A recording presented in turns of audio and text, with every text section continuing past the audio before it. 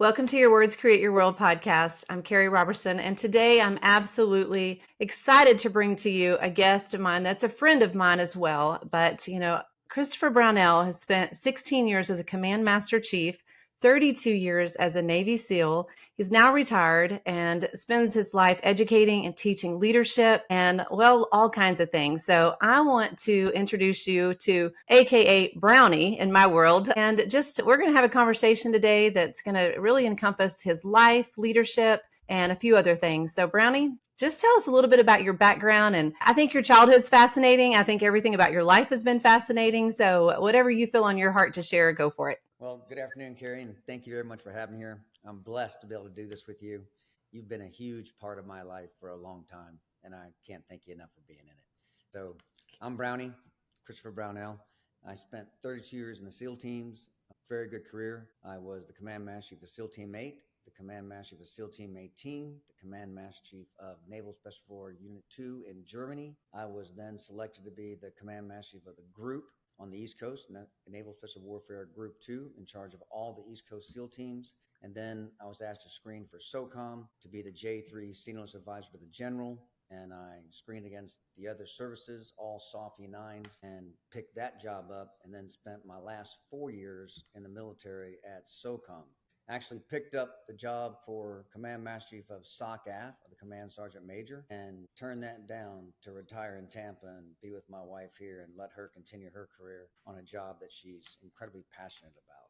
But it was a very blessed career, and I had a blast and have tons of stories from those days. Yeah. I'm glad to be here. That's a lot of hats, sir. That's a lot of hats. It was a lot of fun, but it was also a lot of work. Long days, 7 days a week, 15, 16-hour days. SOCOM is probably the hardest days. And there's a funny story. I'll just tell it now because I'll forget. But what I figured, after being in the military 28 years and running the East Coast SEAL teams and being the group command master chief, I had things locked down pretty good, right? And I show up at SOCOM as a J3, and one of the first big meetings was with the agency and FBI and generals, and I was the only enlisted guy in the room. And they were talking about a lot of stuff. Some I understood, most I did not. And I had a book, and I'm writing notes in it. And if they could have seen the notes in my book, they would have kicked me out of this room. But at the very end, the lead 4-star goes, "Master Chief, what do you think?" And I was just like, "Well, sir, I think we've dotted the I's and crossed the T's. Let's get busy and get to work." And he's like, "All right, gentlemen, let's go do it." And I walked out, and my aide goes, "How'd it go?" And I go, "I don't know. I don't even know what we're talking about." And I had 7 briefs that I had to get to read into to understand. And what does this acronym mean? I don't even know what that meant. And so she's like, "What?" And so I spent the first 6 months down at SOCOM, her stacking briefs in my office in the skiff and just reading and trying to get caught up. Because you don't know, but for those out in the civilian world, Group 2 is a 6 command, and SOCOM is a 4-star command that speaks directly to the SecDefs, Joint Chiefs, and the President. And there's a lot of distance between the SEAL teams and a 4-star command. And I had jumped into the operations directorate, which ran all operations globally, or oversaw all operations for all SOF, Army, Navy, Air Force, Marines, as well as all training. We oversaw all the courses for all those units. So that's a lot of people and a lot of distance I jumped. And so it took me a little bit of like humble pie and sitting in a dark room when everybody else was gone home, and 10, 11 o'clock at night, finish reading and leave and come back at 6. But I got it done, and I spent 4 years there and had 4 generals and loved it.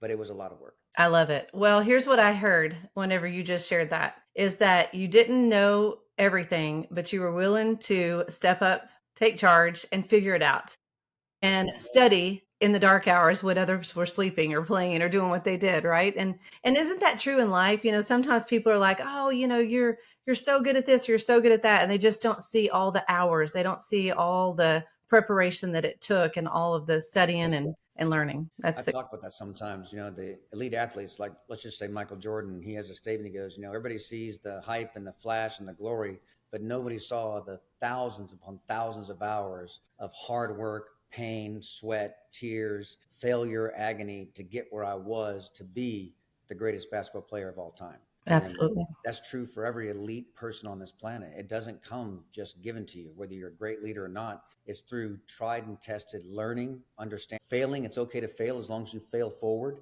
right? And learn from it. In the SEAL teams, I think we're masters of that. we go through everything meticulously, and we train and we train and we train because we know it's better to sweat in peace than it is to bleed in war. But after every operation, we still come back, clean our weapons, clean our stuff, get our gear, sit back in the room with everybody and go through the mission again. Who failed what? What did we do wrong? What can we do better? Where were we at risk at? And you have to have thick skin, because that after action report and the AAR you're doing, it could save somebody's life next time. And it's really important. And I think businesses should do that more often. Yeah, I just started to say that's so good, because so many times I say it a lot. Like, if you miss your goal, you've set the mark and you miss it. It's kind of like getting a flat tire. You don't walk out, see the flat tire, and decide, man, I missed the goal, I'm just going to throw away the goal. It'd be like going out there and taking a knife to the other three tires and slashing them all. Well, that's ridiculous, right? We wouldn't do that. But too often people will be like, oh, I'm quitting. Like, it didn't work out for me. And I'm like, but nobody ever stops to do what you just did. See, the difference with what y'all did, SEAL team, is it was life and death. Like you said, it could be everything next time. So let's look at what we did wrong and let's correct it. Let's look at what we did right and let's get it perfect. Look at, To err is human, right? yeah, And we all do it. It's just those that raise their hand and go, hey, I was at fault. I'll fix it. I'll be better. yeah. Man, That's that's important. good stuff. That is important. Awesome. Well, let's talk a little bit about, as a young boy, like how did life look? Like, how did you go from White House, Texas to going, okay, I have this, what was it? Like, because I know it was kind of cool. So explain that. Well, I'll just start with a little bit about growing up and what I think started to shape me as a human being at a very early age. My father convinced me to go to what was called Flint School, FLINT school. That still, you can still see it at flintschool.com, and they're still around. Sequest C Major. The captain of Te Vega, which was a 156-foot gaff rig schooner, still runs schools like that all over the world. He has a fleet of ships. Jim Stoll is his name. We still get together every year. There's a reunion every year for the Flint School guys, and they just did it in Sarasota. Christine and I couldn't attend this year. So at the age of 10, my father sent me to school on two schooners, Te Quest, 172-foot stationary rig schooner, and Te Vega, as I said, 156-foot gaff rig schooner, still the largest gaff rig schooner in the world. And it was at that time. And I spent 4 years sailing, 2 years in the Caribbean, crossed the Atlantic, and then sailed 2 years in Northern and Southern Europe. And you had to earn your way on that boat. You were given a little bit of cash, like $30, $35 for the whole year. And then you had to bid on jobs to get extra cash, and they graded you. So if you were going to clean the scuppers and chip the rust out and paint them, if you left, they graded you from -3 to +3. If you did outstanding work, you got a +3 and you got paid 25 cents an hour. If you did decent work, you got 15 cents. You get okay work, that's 5 cents. If it was just right down the middle, you didn't get paid for the 2 or 3 hours you worked. And if they had to come back and clean up your mess, the negative scale went up to -25 cents an hour. So you would have owed them money. So you really had to pay attention to detail. You had to bid these jobs, and everybody was bidding for the same jobs because everybody needed money. So you had to bid it correctly. You couldn't like, well, I'll do that job in 70 hours when it would take 5, because someone else is going to bid 5 and they're going to win the job, and you're still going to be going hungry when you go to shore. So it taught me at an early age that something earned is worth far more than something given. And nothing worth fighting for comes easy. So I learned that before most people ever even think about learning that. I was already being taught to be on my own and problem solve. The school studied the 4 R methods of learning. Do you know what that is? It's reading, writing, arithmetic, and then reason. We studied Ayn Rand, Nathaniel Branden. We studied philosophy. And you had to do thesis on these great philosophers, on their papers, on their books, and really dive into what made them who they are, why they were saying what they were saying. But it taught you critical thinking and critical problem solving at whatever age you came on that boat. And I think that piece, truthfully, that piece that my father sent me to was probably what allowed me to do everything I've done in my life and overcome the obstacles I've overcome and achieve what I've achieved, because I had to fight, you know. I just told a story this other day. I was 10 years old, and my father gave me I was up and visiting him in Michigan. My mom was there. We were in Detroit, and gave me a sea bag, which was bigger than I was, because as you know, I'm a super 5'5", you know, really 5'4.5", but I round up. Christina rounds down. That's my beautiful wife. And they gave me my plane tickets, and I flew from Detroit to JFK, left the airport, got in a taxi, and had to go to LaGuardia. And the cab driver's like, I go, LaGuardia, please. And he's like, you're just sitting there. And I go, what are we doing? And he's like, well, waiting for your parents. And I go, well, we're going to be here a long time. because they're in Detroit and Texas. So let's go. And he goes, you have money? And I go, yeah, I wouldn't say go to LaGuardia if I didn't have money. And so he drove me to LaGuardia. I got out, checked in, went to Miami, changed planes, flew to Guadalupe, Port-au-Prince, Guadalupe, in the Caribbean, went through customs, grabbed my sea bag, and then walked out looking for a little van that had a guy had a sign, Flint School.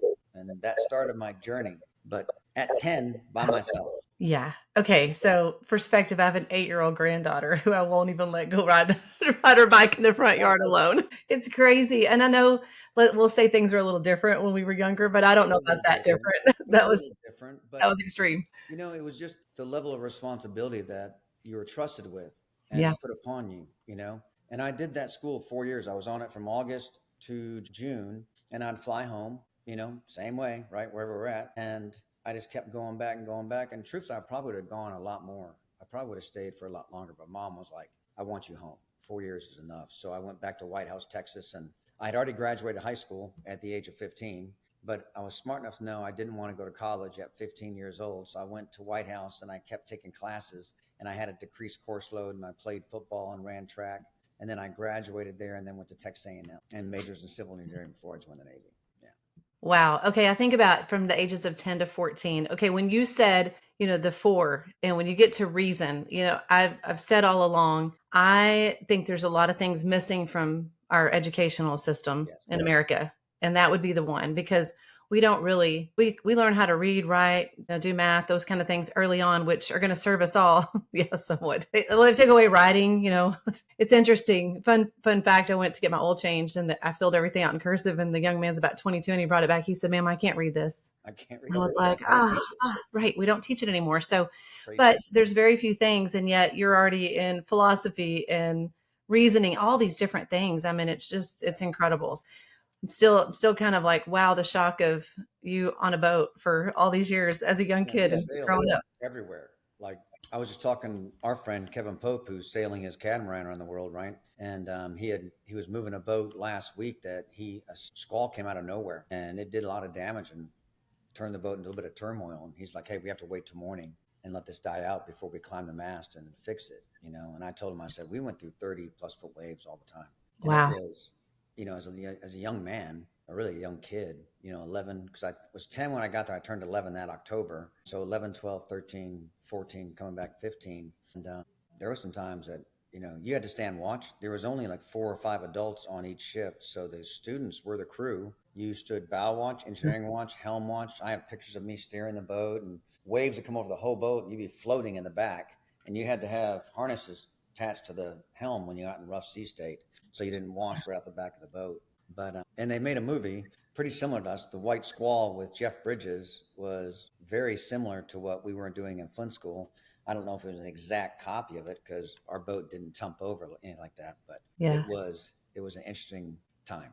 But it really, I think, set the stage for me, especially when I moved forward and decided to become a Navy SEAL. I think those times back there really, because you went through some hard stuff and you couldn't quit. And people, they have this big rock outside of Bud's, and I think it's sort of funny, but the big rock says the secret to Bud's is under this rock, right? And it's massive. And I was just talking to Admiral Sands, his aide is going to Bud's, and he's a young beast of a kid. And I go, what's the secret to Bud's? He goes, oh, it's under that rock, Master Chief. And I was like, no, there's nothing under that rock. The secret to Bud's is simple. Just don't quit. If you don't quit, you'll make it. Just don't quit, I mean, you have to pass the evolutions, but they're going to get you in the shape enough to pass all the evolutions, You just got to be able to persevere through pain, cold, heat, and fear. And if you can persevere and have that little chink inside your DNA that says, I'm not quitting, then after a year, you will have graduated Buds and SQT and be heading to a SEAL team, But that one little thing only lets 10 to 20% get through, which is sad. It is sad, but the truth is, I mean, it takes a special person to do what y'all do. I know that 100%. And from the physical aspect to the mental, I think about 10 to 20% is actually really a lot, because you think about in business, I think it's probably a lot less than that of people who actually persevere and do all that. And it's really here. I mean, it's here. What y'all do is so physical. It's so demanding. It's so all those things. And so when people tell me sometimes, well, it's hard. And I'm like, what's hard about opening your mouth and sharing something with someone? in the world of business, we're talking to people. Nobody's shooting at us. We're not having to swim in waters that sharks are. I'm not thinking, no, what my friends do, that's hard. Like it's a whole different level of hard. So it's kind of a pretty impressive that 10 to 20% make it. Yeah. It really is. I think we started with 137 or 138 and graduated 17 or 16, something like that. Small percentage. But Yeah. yeah, it taught you a lot. I mean, I learned a lot there. I tell a funny story when I'm talking to people. My first day, I'm not even classed up. You're just in pre-phase and you're just getting smashed and because you can't show up in shape enough to go through buds. You just can't. And I was in great shape. But after 4 hours of PTing in the soft sand and you're covered in sand and they make you go down the salt water and they pour sand down your shirt and down your pants, it's in your armpits, all around your crotch and under your band or your belt on your pants. And it just starts rubbing so much that all your skin is bloody and raw everywhere. And then they put you right back in the water, which is the Pacific salt water. And that feels fantastic, And then I'm back out and I was doing flutter kicks in the front, 4-count flutter kicks, 1, 2, 3, 4, 1. And eventually you hit muscle failure and you go into like a dying cockroach, and the instructor at the front sends me to the back of the class and he's like, lay down for extra millionth instruction. And I lay down and the instructor goes, raise your feet 6 inches and do flutter kicks. And I was like, raise my hand. He goes, what? And I go, instructor, I don't think the instructor up front wanted me to do flutter kicks back here because I couldn't do them up there. You would have thought I said the most horrible thing on earth to that man, because he came at me running over bodies, maybe on a few of them, grabbed me and yanked me over into the dunes and threw me down and told me to dig a hole. And so I dug a hole, put your head in. So I stuck my head sideways in it and he kicks me in my ribs and flips me on my back. And he goes, I want you to bury your head in that hole. And so I got over a little more serious this time and I dug a bigger hole and I put it in and put sand around my head. And what felt like an eternity was probably 3 seconds. I pulled my head up and he kicks me in my ribs again and flips me on my back. And he got above me and he leaned down, he stepped over me and he said a few choice words to the effect of, you bury your head in that hole and don't pull it out of that hole until I pull it out. And he said a couple other words, basically, or I'm going to kill you. And I'm like, and I believed him. He's a yoked, very impressive guy at this point. And I'm 142 pounds soaking wet with rocks in my pocket. And I went over and I dug that hole and I buried my head. And it seemed like an eternity. It might've been 5 or 10 seconds. And he pulled me out and he goes, now you get back over that class and you lay on your back and you raise your feet 6 inches and you do 4-count flutter kicks. And I will tell you, Carrie, that I ran back to that class. I got on my back, I raised my feet, and I had hundreds of more flutter kicks in my body because he had motivated me to go way beyond my physical endurance limits. And that's something you talk about. You need people in your life that push you past your own limits, because you'll set limits of, oh, I'm just tired, or I'm hungry, or I'm thirsty, or man, hot or cold, or whatever it is, I'm frustrated. And you'll stop because that's human. You need somebody else to step in and go, what are you doing? Well, I was just going to take a break. No. Have you met your goal? No. Then get to work, because nobody cares. Work harder. Just work harder. And they push you like that and you learn to go. And I found a lot of limits in buds. And I'm sure. pushed me past a lot of limits. So, yeah. I'm sure. But at the same time, I mean, it was definitely what they had to do to get you prepared for what you were going to do. Yep. Yeah. And all those men, and they were men. And when you get out, you're one of them. And they change like that from, scaring you to death to being your best friend and somebody you can rely on for the rest of your life. And there was a guy, Steve McCarthy, we called him the Antichrist, and he had singled me out for I was a smart aleck a little bit, I guess. And he had told us in first phase not to fall asleep on the commander. Well, they put you in this warm room, they play opera music, they turn the heat up to 90. You just came out of the ocean, you're tired, you're exhausted, and they have you under candlelight write a letter to your mother.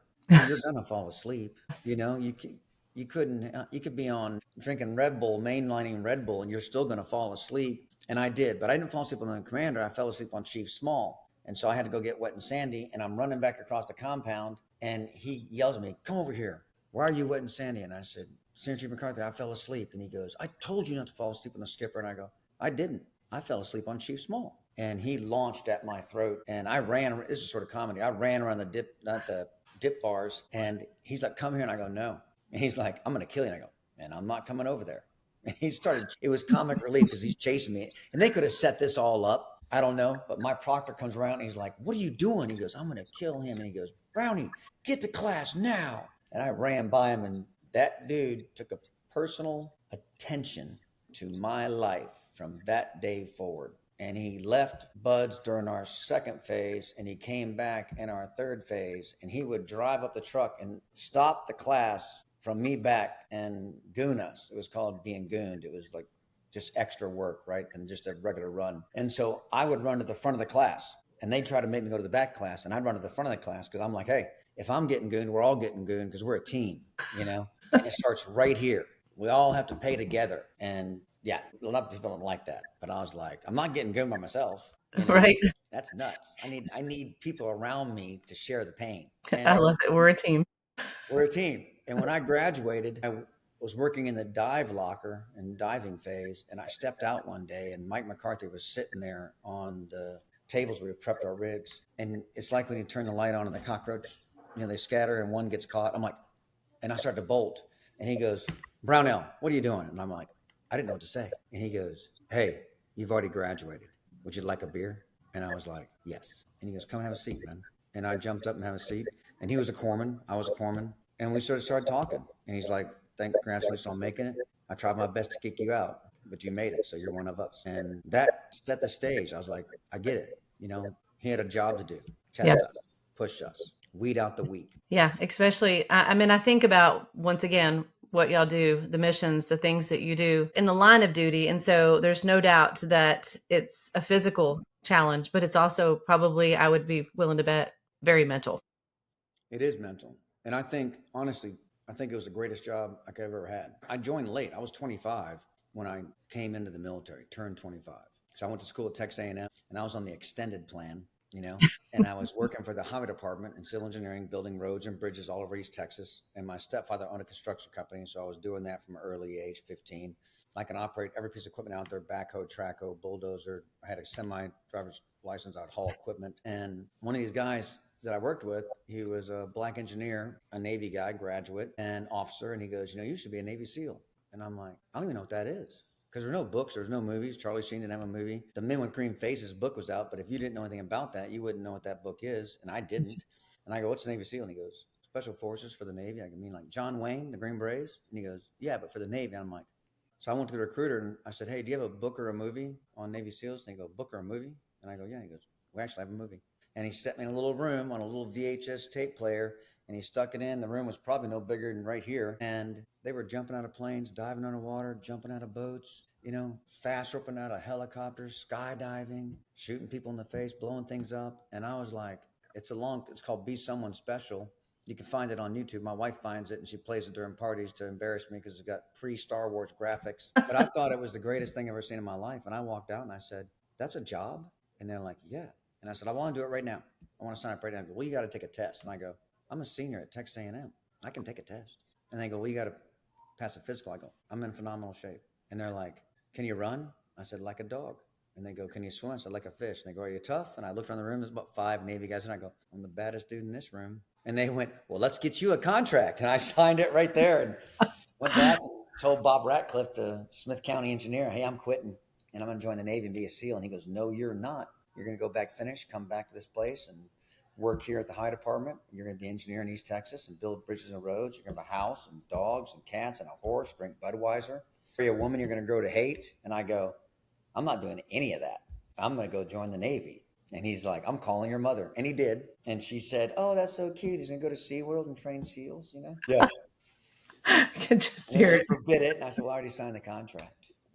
And so, yeah, I never looked back. It was Wow. good. I've been very blessed. Absolutely. Okay, so before we jump into a couple of leadership things, because I know that your life is led definitely there, let's talk real quick about where was your favorite place? Because you've been everywhere. My favorite place that I travel to anytime. As a SEAL, let's go there because I know there's been some cool places recently. Yeah, So what lately about? I've been traveling a bunch. And, Yeah, it's funny. As SEALs, we get to travel all over the place. A lot of times, though, you're not there in daylight hours and enjoying the yeah, company of the local shops and having a beer and nice food. You fly in, you do something, and you fly out, right. And I was blessed to live in Europe. The best time I had, like location wise, was probably when the boys and I went to Stuttgart, Germany, and lived in Germany and traveled all over Europe. that was probably the best family time for Colton, Caden, and I, my two sons, because Carson was already in college at ODU. Switzerland was beautiful. Austria, I think Austria or southern Germany. Yeah, southern Germany is probably some of the best places I've been to. It's just beautiful. It's like a place out of Sound of Music. It's just, Yeah. you walk down the streets, especially in the winter, and they have little glühwein shops, little hot wine, and they have little pot stickers with cheese and bread, and it's just gorgeous, and it's just a nice way of living. They're all really nice. I enjoyed that time of my life in the teams. It's awesome. Yeah. All right. So you've transitioned. Now I know you travel a lot. You have a full schedule. You teach leadership to businesses, to collegiate teams. I mean, you're kind of everywhere. It's multifaceted. So let's talk a little bit about that, because I know everything that you've done in your lifetime, it all transitions into skill sets that people use in everyday life, whether it's to learn a skill, to teach a skill. Tell us a little bit about that program. So when I got out, I start like most CEOs, we start LLCs or something, and I started CB Squared Trident Consulting Services. And under that, I originally was helping companies navigate the halls of the military for business reasons. And it was fun for a little bit, but I didn't like the work going back and talking about bringing civilians in and selling products. That's just not something that I was really into at that point in time. So I did it for a year or so. And then I started doing the leadership aspect of it, doing speaking engagements, talking at graduations, at business associations, at high schools, at colleges. And I loved that. I've always loved getting up in front of people and speaking about accountability and integrity and doing the right thing and being part of something bigger than yourself. And it's funny, I've never changed that theme. Every command I was at, I talked about that. And they'd ask when I would have the skipper, hey, let's go talk to the lieutenants, or let's go talk to the troop chiefs, or let's go talk to the E6 and below. What are we talking about? Accountability, integrity, doing the right thing, and being part of something bigger than yourself. And he's like, we already talked about that. And we're going to continue to talk about that. That's our podium for leadership. Yeah. Because I think that sets the stage for truly building a professional warrior who can really understand that he is really part of something bigger than himself, and he's held to a higher standard of accountability than any other civilian out there, because he takes an oath to uphold the Constitution against all enemies, foreign and domestic, and to protect our nation's interests, even at the expense of his life. And if there's something bigger than that, I don't know what it is. I've never been a part of it, never seen it. And so I believe we are held to a higher standard. And when I talk to businesses, they're like, well, we don't have that. I go, well, you do, because you have a family, you have a wife, a fiance, a girlfriend, a daughter, a son that you have to care for, house, raise, educate. So you are part of something bigger than yourself. You may not be putting your life on the line, but there are lives on the line that depend on you. And if you're not doing your very best, then what are you doing? So good. Because you said, I do, and I will, right? Yeah. Honor, love, take care of, sickness and health, till death do us part. That's a pretty big oath, just like our oath in the military. And if you don't take that seriously, then why are you doing it? Yeah. And I think those same principles of leadership, they translate into business seamlessly. And I started doing a lot of that, talking about the culture in an organization. And because I think if you don't get the culture right, the business won't thrive, And then it's easy to build an elite team. All the SEALs, we might be, once we get to a SEAL team, probably in some of the best shape of your life, but you're not a team yet. It takes people around you to train you, to fabricate that building block, to put you on a podium and mold you into that elite team through hours and hours and hours of work, training, discipline, rhetoric, education. No different than building at your organization and building the elite sales team.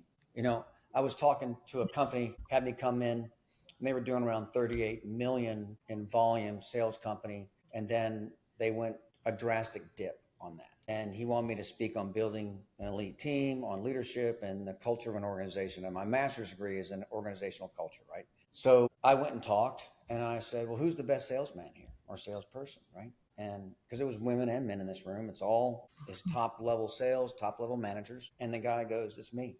And I go, by how much? And Jim goes, by a lot, by a lot. He outdoes everybody. And I went, who else is in sales? And like 7 or 8 hands went up. And I said, how many of you told Jim that you're going to spend the first month following him around every waking second of the day? and ask him if you can sleep at his house if he does work at night. Because if he's the most successful, why aren't you learning what he's doing and then do it? And they just looked at me and I go, nobody did that. I said, when we get to a SEAL team, if I'm not shooting right, I don't go to the worst shooter. I go to the best shooter. Hey, can you help me? If I need to swim better, I call Jeff Utch, who teaches us how to swim and makes you a better, faster, stronger swimmer. Because he's an Olympian and he's the nicest human being on the planet.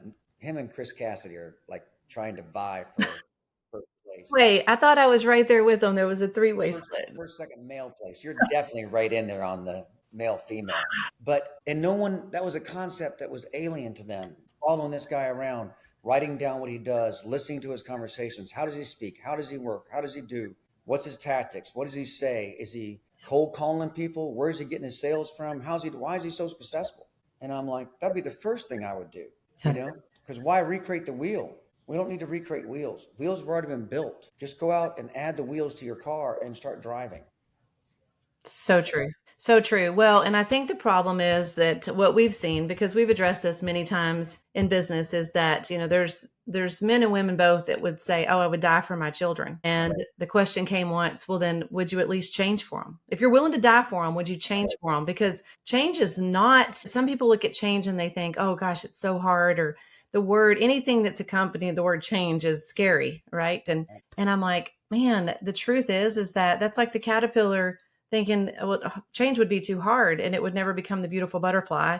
And of course, we know it serves a great purpose. And so I tell people all the time, like, it's when you study to show yourself approved. It's when you're willing to go the extra mile. It's when you put in the hours and the reps and all those things. And that's what that guy was doing. He was doing more of it. That's what I tell people. Find out what others do that are successful and then do it. And if you want to be more successful, do more of it. It's not hard, because there's always room for improvement and change is necessary. And I tell people it's uncomfortable in the beginning. It's a little messy in the middle, but it becomes the miraculous in the end. It's what sets anybody into that world that's elite, that's apart. And no matter what you're doing.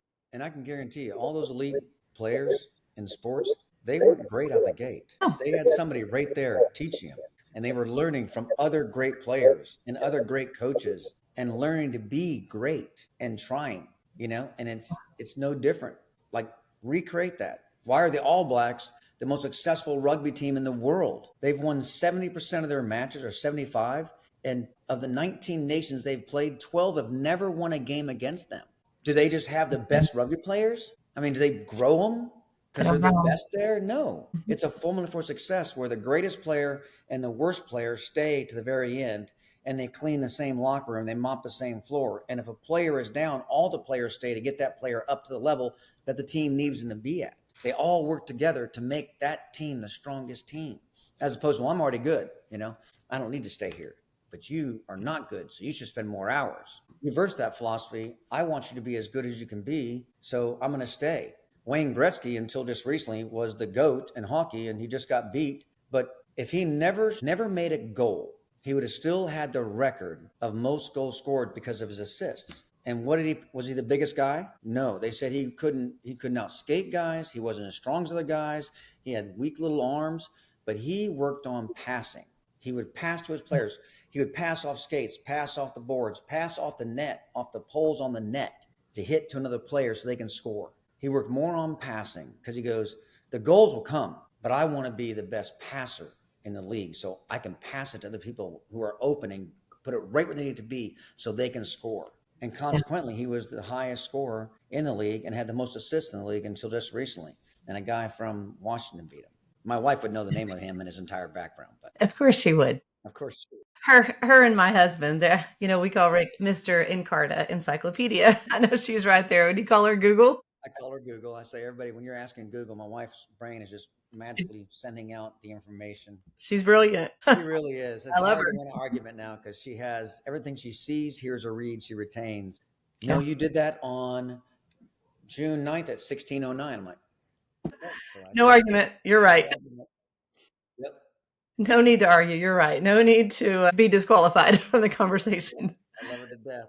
Well, I love what you were just talking about. I'm a huge fan of Outliers because, for when public speaking, whenever people would come up to me and say, "Oh, if only I could speak like you." And I was like, "Only if you could have seen me win," right? When I ran out of the room crying and there were just four people, like if you could just have been there when I did it afraid, I did it uncomfortable, I did it no matter what. I bought every outfit based upon how my sweat was going to look because I was going to be soaking wet, right? And so but Right. I finally, somebody had gifted me Outliers by Malcolm Gladwell, and I began to read that book, and I began to understand, just like what you were just talking about. And he talks about the hockey teams, the leagues, but he says anything that you're willing to master will take you 10,000 repetitions or 10,000 hours. And you just sit back and you go, you can see it in people because when we talk about Michael Jordan, he was cut from his freshman high school basketball team, not good enough, Yep. right? And he was just willing to master the game, but he did it in such a way. I've studied Jordan a lot too, that they said, he had the Jordan effect, that factor that he cherished people and relationships. And maybe that, they didn't see every time he traveled the ball or every time he fouled because he cared just as much. He talked about the refs and their kids and their dreams and their aspirations. And I'm like, see, he wasn't just with the game, it was the people. He worked on mastering skill sets, and that just all came together and made him the greatest player of all times. And so I tell people all the time, like, just start to really look at what skill sets you need and what arena of life you're in. But it's always going to be about relationships, people at the heart of everything you said today. It's just right on. Tom Brady the same way. He wasn't picked first. Yeah. I mean, we can go on and on about some of these great sports guys. And people go, well, that's not business. And I go, but it Oh, is. but it is. It is business. Yeah. It's the same thing. The sales guys that aren't following the sales guy, who's the lead salesman. It's Yeah. the same. You're developing relationships and you're going beyond what your capacity is. And you're using the relationships around you to be their mentors. And we all need them. You'll never be stronger than you will with somebody mentoring you. You'll never be as strong by yourself. Amen. A 2x4, if you put it up, it holds like 800 pounds, right? If you put another 2x4 with it, what does it hold? Is it double? Is it 1,600 pounds? 3,200. Starts It's out thinking. exponentially more. And every time you do it, up to about 10,000 pounds at like 6, it just exponentially builds more and more. So as a team, you are stronger every single time, you know? That's why the buddy system in BUD/S is so important, I think. You can't be more than 6 feet from your buddy at any time, so you just get crushed. And in the SEAL teams, it's the same way. You have buddies, you're with somebody, you have a shooting pair, you have a fire team, you have a squad, and you live and breathe with those people. I mean, honestly, all of us have 2 families in our lives. You have your work family, which arguably you spend more time with than anybody. Then you have your other family that you're working for and towards. And that's an important distinction because one is your job, that's taking care of your family. And one is what you do for a living. That's being a SEAL, being in sales, whatever it is. And you have to be equally good at both of those jobs. And you have to take both of those responsibilities, your job, caring for your family, providing for your family, and what you do for a living, because that allows you to do it. And if you're not doing both to the best of your ability, then you need to have some self-reflection. Yeah, that's really good. We often say you won't outgrow business wise until your 4 walls are the most solid foundation, because it's the truth. I mean, it's hard for somebody to go out into the business world and be flying high and soaring and the best, and their marriage is falling apart, their children can't stand. I'm like, what are you doing it for? That's what my question's always like. What is it to gain the world and lose everything that you loved? It doesn't make sense, but I love that. That's such a beautiful thing. All right, let's transition and talk about the organization, SEAL Legacy Foundation, because that is where we met now 14 years ago. And, I tell people all the time, it's just become such a passion of ours because I remember sitting in the room that night in such a very small environment, thinking to myself, why am I here? That was my first thought sitting there. I believe Roger Starbuck was to my right. Troy Aikman was to my left. There were quite a few other very, very highly successful people in life sitting around me. And I was like, how did I get here? Why am I here? And that night, as that presentation went on, I just know that by the end of it, I was a hot mess express, which doesn't take much, but I was so moved by just the words that were said, the things that were done, and the reason for the foundation. And I remember as fast as I could, I made a beeline to Commander McGinnis. The minute he walked off that stage, I put my hand in his and I said, I don't know what we're going to do, sir, but my name is Carrie Robertson and we're going to do great things together. Right? And he goes, great. And of course, we've seen that ebb and flow over the last 14 years. But I am telling you, I love just to share what y'all do and the reason. So just tell us a little bit about the SEAL Legacy organization. And So Mark started in November of 2011. 14. Yep. It was very small. First event was tiny, and it was in Dallas. And I wasn't part of the very beginning, the first event. So in December of 2011, a sailor at my command at SEAL Team 18, which was a reserve command, the active duty position is the command master chief, and it's big. One of my sailors who was in my platoon at SEAL Team 8 when I was a platoon chief, Mike Sayre, had developed headaches, and he went in on Christmas Day, and they found two inoperable brain tumors. And his wife Robin was homeschooling four children, 11, 9, 6, and 4. They gave him about 26 plus days to live, something like that. Within just a few days, he couldn't speak. The pain was unbearable. So they had him on all sorts of meds. And he did all the finances, had all the accounts, did all the everything. And he was a genius investor. So he had all these investment things going on. But he wasn't on active duty.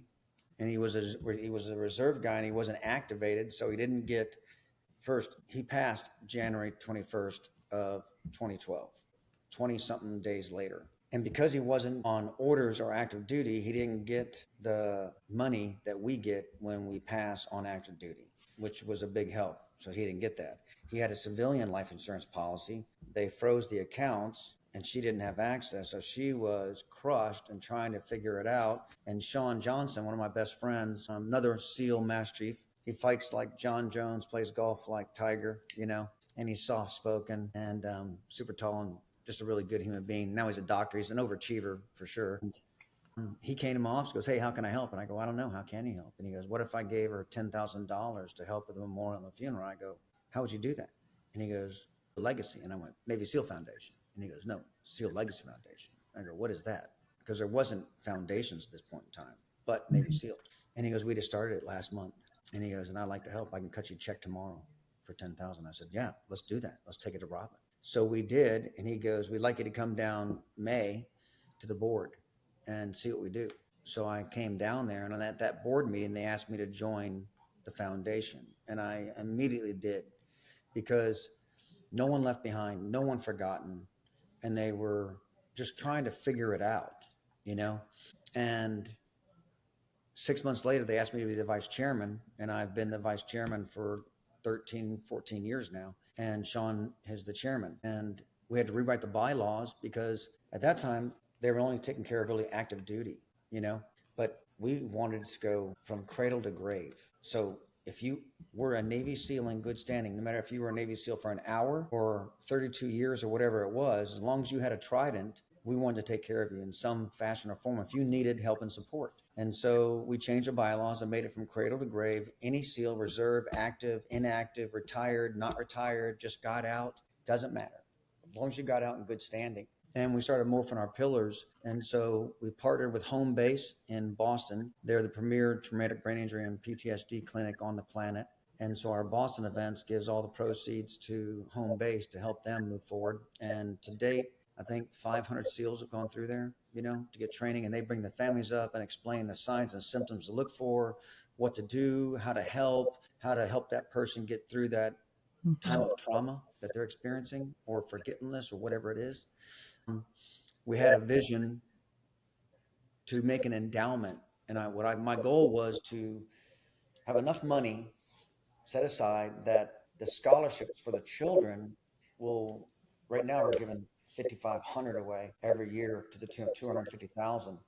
But I wanted it to be more, like 10,000 or 15,000 a year, renewable every year for 4 years, as long as they maintained a 3.2 and did what we asked them to do, which was they had to write a letter to the families, thanking them every year for the scholarship and for the sacrifice of the family. And, just understand who, because all of our scholars are named in the name of a fallen SEAL, right? And so it was important to me to be able to pass that legacy on so our kids know who these men were, who made the ultimate sacrifice to give you a chance to educate yourself and to help your parents, and that their families were allowing them to use their name. That's a big deal, Yeah. And then we had our Gold Star Wives support. And then lastly, Grants in Need, which was not, will you fly my family to, Disneyland, but we have real need. And so we set up a tier grant support that goes with $10,000. And then if it needed more, we can go up to 15,000 with a full board vote. And we've done that many times, whether it's a child of a SEAL who's got suicidal aspirations and we need to fly him to somewhere to get him real help. We try to help the families in whatever way we possibly can. And Mark says it all the time, and he's definitely got the gift of gab, but he says, we're not trying to fundraise, we're trying to friend raise. And if you raise the right friends, the money will come. And SEAL Legacy has raised the right friends. We make you part of our family, and we bring you in close, and we don't let you go. And I tell people all the time, hey, if you come to an event, just stand by, because you're going to be coming to events for the rest of your life, because you're going to want to be around us, and we'll want to be around you, because we're going to become a very tight-knit SEAL Legacy family, and you're going to be a friend of ours for life. Yes. And we've been blessed. We've been adding events every year. We're going to add Charlotte this year for the first time. And we've got about 12, 15 events we do around the United States. And each event has done better every year. And we keep adding and we keep doing more and we keep growing. And we've kept the board the same size. We haven't grown the board, and I have no plans to do that. I like the board small, and it's made by SEALs, run by SEALs, for SEALs. Yeah. Well, it's beautiful, and we've been blessed to be a part of it. And yeah, we got in and we got close, and we're never leaving. You can't get rid of us. Right? Yeah. And I'm glad. Yes. But you are our family. Well, for sure. We feel the same way. And, and I know this, of course, we just had the event here in Houston, and I just keep bringing the winning golf team every year. And McGinnis is like, what is it? How do you get these guys? And I'm like, I talked about that literally yesterday. I go, and Rick won again. well, I mean, I'm just saying we're bringing the right friends. You are bringing the right friend. And then didn't just win the tournament. You won the longest drive at like 430 yards. You won close to the pin, and you guys won the tournament. I think those were the three. There may have been more, but those were at least the three that I remember that team took, which is pretty impressive, because all those men that come down there can play McGinnis plays a great game of golf. Hinkle plays a great game of golf. Paul Lloyd and Kelly they used to win all the time. All those men down there and women who play very good. I do not. I'm playing my best golf ever now, though, that I'm retired. So I'm really happy about that. I love it. It's much more fun when you're actually hitting it in the fairway than it is when you're digging in the sand in the woods trying to find a ball. Oh, yeah. Much more exciting. Much more exciting. Much more exciting. But, that's actually, we can talk about that, because I would play golf like once a year or maybe twice a year if I was lucky. And so you can't be good at golf playing once or twice a year. I can't be good at shooting if I shot once or twice a year. And I was just speaking to this high school soccer team, and I'm like, what makes perfect? And they're like, practice makes perfect. And I go, no, practice doesn't make perfect. And they're like, no, practice makes perfect. And I go, no. I go, perfect practice makes perfect. You can practice all day. And if it's not perfect, well, you're just practicing to get to perfect. When you get a perfect play done, do that play 10, 15, 20 times perfect. That's perfect practice. When you know your teammates so well, you can tell which way they're going to kick that ball just by the angle of their body and the way they've done it. So you can be at the right place at the right time when you're supposed to be there, and that transcends a lot of stuff. But that's what I think, like, what makes us good is we know each other so well in the teams that we do that, right? We shoot 10 million rounds. Why? So we can hit what we want to hit, and if you're not doing that, then you're not practicing the right way. Right? Yeah. It goes back to all the times that I spoke when I was afraid to do it. Listen, I would stand in front of a mirror and do it. I literally, my kids and my niece, they would all sit down, my little sister, and they were like, again? And I'm like, yes, because I needed a live audience. I put Christina there, and I make a lamp as another person so that I can move the room and spend 3 to 5 seconds on each person.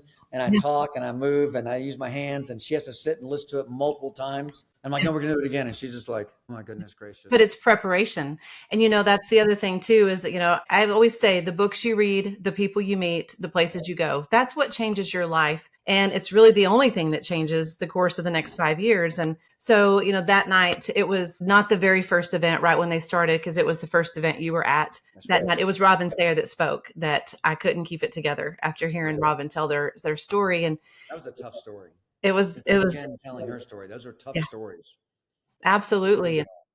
And I remember that night just sitting there thinking about it. And so I didn't know anything. And I write about this in my book because I didn't know anything about what y'all did. Remember, I'm sitting here going, how did I get in this room? Now, my dad was Navy, my brother was Navy, but I mean, y'all are a whole different animal, right?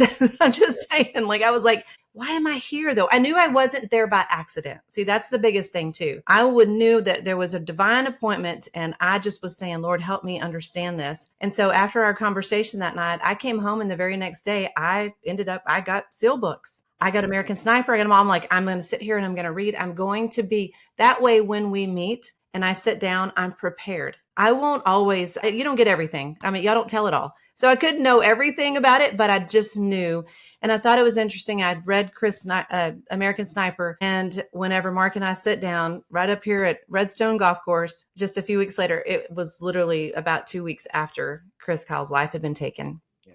And I just remember thinking, my gosh, like I don't even have anything to say because I don't know how to relate, right? But that conversation turned into the SEAL Legacy, the event committee, all the different things. And then, of course, it just grew from there with our House of Hope. And it's just been incredible just to see how it's come full circle. But I tell people it's the preparation that will always set you apart too, because you got. And you were brought to us for a reason.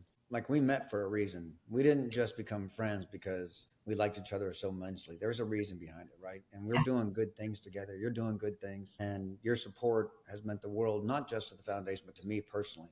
You know, I count you as a friend, right? A real friend, just so you know. Thank you. Same day. This morning, Rick and I were on our walk, and he was like, so, we always talk about our trip last year to Belize and our 2 weeks away. He's like, are we ready? Like, let's go. I'm like, yes. So much fun. So that was a good trip. It was a great trip. It was incredible. We loved it so much. Well, all right, before we go, we gotta have one last thing because you got to do something else really, really incredible that I don't think another human's ever done. And that is you got married from space. So tell us a little bit about your and Christina's wedding. It was amazing. Yeah, that was wild. So Chris Cassidy and I, he was the second SEAL astronaut, and he was applying while we were at SEAL Team 10 together. He was troop commander, I was troop chief, and we went deployed to Afghanistan in 03, 04 together. And then after that deployment, he made it into NASA to become an astronaut. And so 4 or 5 years after that, he calls me up, hey, I'm launching with Endeavour 127. And actually, that Trident and that frame right there went to space on Endeavour 127 and went to the space station. And then I brought all my kids down to Cape Canaveral here in Florida, and we were there for the launch, right? It kept getting delayed and delayed and delayed too, which was annoying. But it's the weather, right? You can't just launch anytime. You got to do what's right, and you got to have risk assessments and everything else. But so Endeavour 127 went, and then 5 or so years later, I think it was 2013, he called me up again. He goes, hey, I'm going to launch in Baikonur, Kazakhstan, and you can bring somebody. I want you to come to Moscow for the launch and go down to Kazakhstan. And that wasn't free. The Russians charge a lot of money. They charge a lot of money. But I sold a bunch of stock and took my daughter to Moscow for 10 days. And then we went down to Baikonur, Kazakhstan on the NASA Bird and got to see the Proton Heavy, their largest rocket. It was sort of funny. We're really, really, really close, like close. And I'm like, oh, yeah, this is pretty close. This is pretty cool. And he's like, yes, it goes like 50% of the time. I'm like, what? What do you mean it goes 50% of the time? He goes, yeah, what happens if it doesn't go? He goes, I'm like, as I'm backing up to step behind the bus, I think he was pulling my leg, but it went off successfully. And then Chris went up on the Soyuz, and they don't have the same kind of security there as they do here. Like Carson and I were walking around the day before the launch, and I'm looking at this rocket. It's the Soyuz ready to go out to the launch pad. And there's just one guy with an AK-47 and a cigarette standing there. And you had to get to the base, you had to get on security, and we're many, many layers deep, but we're just walking around, and I'm like, pictures? He's like, duh. And I go, you take some pictures? He's like, yeah. So I hand him my camera, and we're back, and I'm like, put my hand on it. He goes, put your hand on it. I'm like, we're putting our hand on this. So we're taking pictures and putting our hand. I'm like, this is nuts. So I saw Mr. C behind glass because they put him back there for I think it's like a month. It's quite a while to make sure that he's not sick and no one gets him sick and he stays sterile because you don't want him to get sick right for the launch. And I go, hey, I was checking out the Soyuz. There was a couple wires loose. I just put them back together, blue and green make Yellow. What is that? I forget now, Chris. Or maybe I did it right. And he's like, don't say that, dude. Don't say that. And so Carson and I got to watch the Soyuz launch, and she was in the Cosmonaut Control Center and got to be on comms with him in the space station. And he would call the house from space all the time. And I'd be like, there's no telephones up there. He's like, you're so stupid. And he would give me the kids, and I'd hand him the kids, and they'd talk to him in space. And then when I came down to SOCOM and met Christina, and I asked her to marry me December of 19. We went to Chris's pre-launch party January of 20 in Boston. And he walks up to her and I in the hotel room and he says, or in the hotel lobby, and he goes, hey, I've got this crazy idea. And I'm like, what's that? And he goes, I want to marry you from space. And I went, well, you're not even a pastor, you know? And he goes, yeah, isn't it cool? I'm going to become one. And so I was like, I turned to Christine, I go, you want to do that? And she goes, how do you say no to that? I already sent him a link to become a Florida ordained minister. And so fast forward, May of 20, COVID hit in February, March. So everything was canceled. It was just going to be us. And NASA sent me software on this computer. And I would link to NASA in Houston and link to NASA at Cape Canaveral. And then I had 2 shots from January to May to the space station. No one was there. It was just, he's going to be in this little circle. And it worked well. I did it on the beach. I bought every hotspot from every phone company out there. So to find out which one was the best. And then May of 20, we went down to the beach. COVID lifted. DeSantis opened Florida. Everybody came. So we had 75 people on the beach. Generals from SOCOM and admirals. Then we had like 250 or 300 people out in Zoom land. Disney filmed it. It's on Disney Plus, NASA Among the Stars. It's an episode all about really Chris Cassidy and NASA, 6 episodes, but he and I are in Afghanistan in the first one. And then 3 to 5 minutes of our wedding is in episode 6. And we were married in the first ever wedding officiated from space to Earth. So cool. I love it. Pretty neat. It was really cool.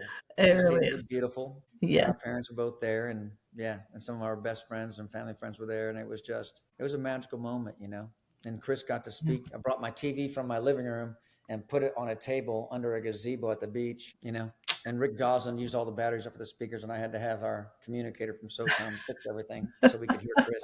But it worked off. We started talking, he was over the Galapagos. And when he finished, he was somewhere over the Indian Ocean disappearing. So far South America, all the way to the Galapagos. And we had a 30-minute window to get it all done, but it worked perfectly. That's just awesome. It was a good time. Well, I thank you so much. Is there any last thing you would like to say? Any just life wisdom? No, I think, Jeff and I right now, we have our Full Measure Leadership Development Company. We teach military commands and corporations leadership. Jeff, like I've told, as you know, is a constitutionalist and has studied the founding fathers' memoirs and letters, and he knows more about the Constitution and the Declaration of Independence than I think the people that wrote it, and why it's more important now than ever was. We go over oath of office, why those things, when you take an oath, how important that really is to understand what it means and what you're saying you'll do. And then we teach leadership. So if anybody ever wants to meet us, they can reach out and find me. If they want to come to an event, seallegacy.org. And we're always available to teach, mentor, develop, and prepare you for your Gettysburg, because your Gettysburg will come. So you should be prepared. Awesome. Well, thank you so much for taking your time today and sharing from your heart. And it was fun. We'll do this again. We need to talk about patches. Yes, we do. I started to say we could probably spend another 30 minutes talking about how life-changing they've been for you. Right there. Yes. Every day. Well, and that's such a... doing that for me. What's that? I appreciate you doing that for me, reaching out. Oh, absolutely. Changed my life. 100%. Changed my life. Well, I'm so grateful. And I know that work that we're doing there it's been great, but it's going to get even greater. There's no doubt about it. Yes. I like it. Awesome. Love you. Thank you so much for your time. Yes, ma'am.